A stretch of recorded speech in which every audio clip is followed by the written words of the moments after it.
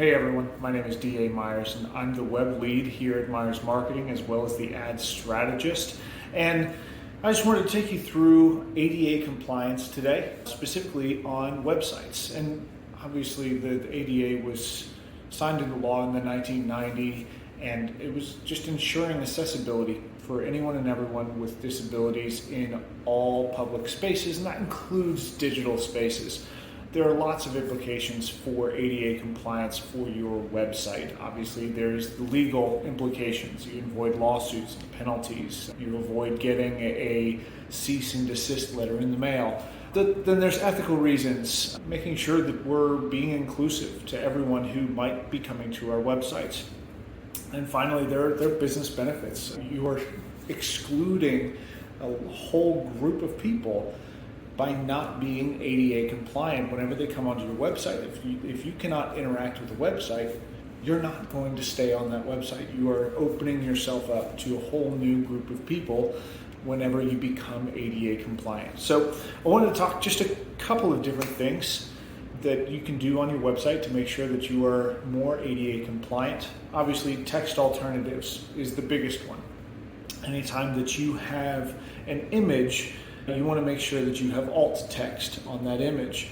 Now, there are a variety of ways that you can do this, especially if you're using WordPress, but ultimately we do this kind of a little bit for SEO. It helps when search engines look at an image, they see that alt text and they know what that image is about.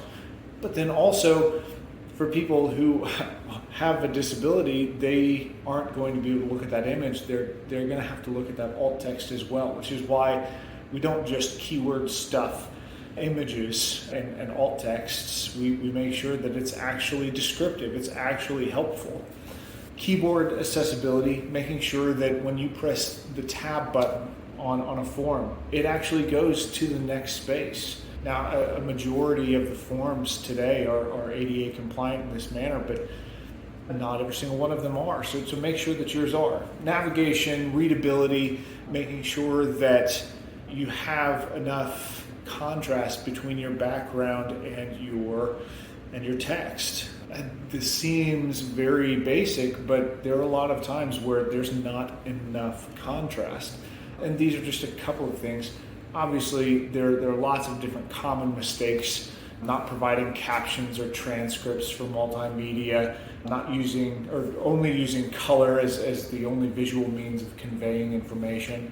And for color blind individuals, that just doesn't work. There are lots of different plugins as well that you can utilize to make sure in a quick way that your site is ADA compliant. And we'll leave that down in the comments, one of the ones that we recommend specifically for WordPress. But all in all, just make sure when you go to your website, don't just look at it as you, don't just look at it as your primary customer, but look at it as every person who might get onto your website. Take a quick audit. It doesn't cost you anything. It doesn't, it's not going to cost you anything but a little bit of time, but the payout is significant. And just make sure that you are doing everything that you can, not just to be ADA compliant, but to make sure that your website is accessible to anyone and everyone that might come and visit. Yeah, so take a look at your website. If you would like for us to take a look at your website, I'd be more than happy to give you an ADA compliance audit on your website. And anything else that you guys might have, any questions, just leave them down in the comments and we'll get right to them. Thanks.